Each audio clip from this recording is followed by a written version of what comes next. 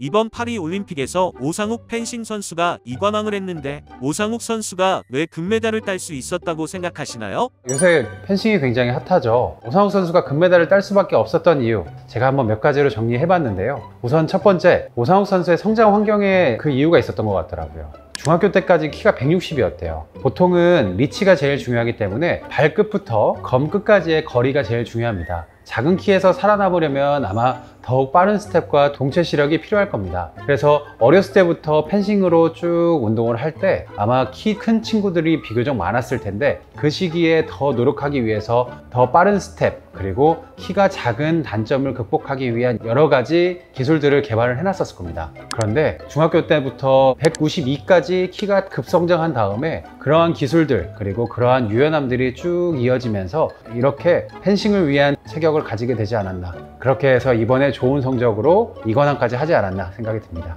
두 번째는 엄청난 훈련량을 추측해 볼 수 있어요. 비빔면이나 짜장면 7봉지 먹는 엄청 대식가였어요. 그러면 보통 소화력도 중요하겠지만 엄청난 훈련량으로 이게 유지가 되는 게 가능하냐? 저는 사실 일반인은 절대 못한다고 생각합니다. 체지방률이 한 10% 정도 유지된다 하더라고요. 자, 이게 어떻게 가능하냐? 그만큼 많이 운동하고 많이 훈련을 많이 하고 있다라는 소리인 겁니다. 세 번째, 하체 근육량과 유연성을 두 개를 갖추기가 힘듭니다. 보통은 헬스하는 친구들 근육량 많아지면 유연성이 훨씬 줄어들게 됩니다. 근육이 커지면서 근육이 늘어나는 유연성, 그러니까 수축하는 방향과 늘어나는 방향 두 가지를 같이 가져야 되는데 오상욱 선수는 엄청 큰 하체를 가지고 있는데 거기에 유연성까지 갖추고 있기 때문에 굉장히 대단한 근력 그리고 근질을 가지고 있다고 생각하시면 되겠습니다. 우선은 인간의 장수 혹은 수명이랑 연관된 거는 보통은 유연성이 더 좋습니다. 유연성 같은 경우에는 저희 하나 퀴즈 하나 내드릴게요. 요가 하는 사람, 그리고 헬스하는 사람, 마라토너, 이렇게 세 군이 있었는데 제일 장수할 것 같은 사람에 대한 연구 결과가 있습니다. 이거에 대한 연구 결과는 어떤 거라고 생각하세요?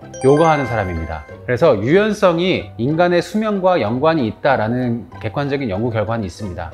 하지만 요가만 하게 되면 근육량이 작기 때문에 면역력 혹은 면역 항원 항체 반응을 일으키는 근육량이 적기 때문에 이런 면역력은 오히려 헬스하는 친구들이나 근육량이 많은 사람들이 더 좋습니다. 하지만 일반적으로 근육을 키우다 보면 수축을 많이 하기 때문에 유연성을 같이 강조하기는 힘든데요. 이거를 오상욱 선수처럼 근육의 수축도 하고 그 다음에 근육을 같이 이완시켜주는 스트레칭을 굉장히 많이 할 겁니다. 그래서 수축과 이완을 항상 같이 해주는 게 아주 중요하다고 생각합니다. 아까 말씀드린 것처럼 근육량은 되게 항원항체 반응이 제일 중요합니다. 항원항체 반응은 우리 몸에 이제 외부에서 병균이 들어오거나 단백질량 혹은 근육에서 피가 많이 들어가거든요. 거기서 우리 몸의 외부에서 들어온 병균이나 세균에 대한 방어막이라고 생각하시면 되겠습니다. 또한 예를 들어 항암 치료를 하던 아니면 어떤 병을 이겨내는 기능을 하던 근육이 제일 먼저 빠지고 근육이 나중에 제일 먼저 생깁니다. 그만큼 나중에 아팠을 때 그걸 버틸 수 있는 버퍼 혹은 저장소 역할을 한다고 생각하시면 되겠습니다.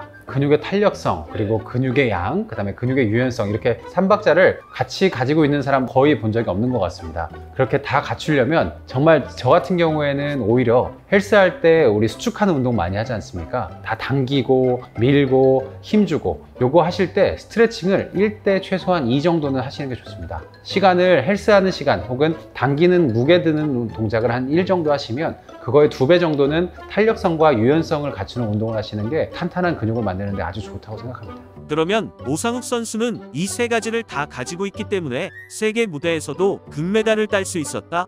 네, 맞습니다. 그래서 보통은 탈동양인 피지컬, 자, 저희 키 보면은 전 예전에 제가 이제 85년생인데 저 때는 170, 171이 평균 키였거든요. 근데 오상욱 선수는 192더라고요. 192에 91kg.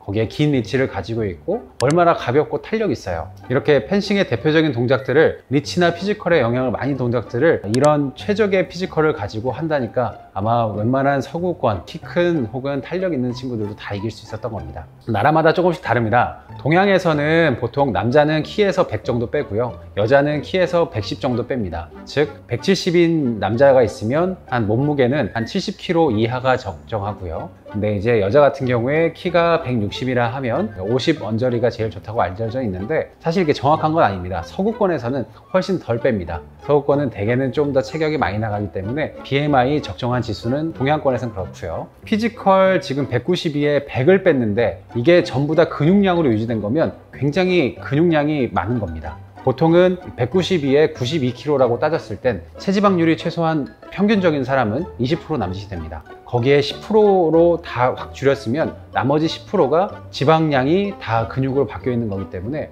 오히려 지방보다 근육이 더 무게가 덜 나가거든요. 그만큼 더 많이 있는 겁니다. 집안 환경 또한 되게 중요한 것 같아요. 형 또한 펜싱 선수여서 집안 환경 자체가 선수하기에 가장 좋은 환경을 가지고 있는 것 같아요. 보통 공부 잘하는 사람 보면 누나가 미리 공부를 해서 어느 정도 쌓여 있어서 12시까지 공부하는 게 아무렇지 않게 그냥 12시까지 나도 공부해야 되나 보다 하면서 이렇게 공부했던 친구들 있죠. 그런 친구들이 결국 공부 잘합니다. 그런 것처럼 예전부터 쭉 같이 좋은 집안 그리고 좋은 분위기에서 이렇게 성장할 수 있었던 게 이번에 훌륭한 성적을 낼 수 있었던 배경이었던 것 같습니다. 이상으로 오늘 오상욱 선수에 대해서 알아봤는데요. 다음번에는 부상당하기 쉬운 펜싱 동작에 대해서 몇 가지 한번 짚어드리도록 하겠습니다. 감사합니다.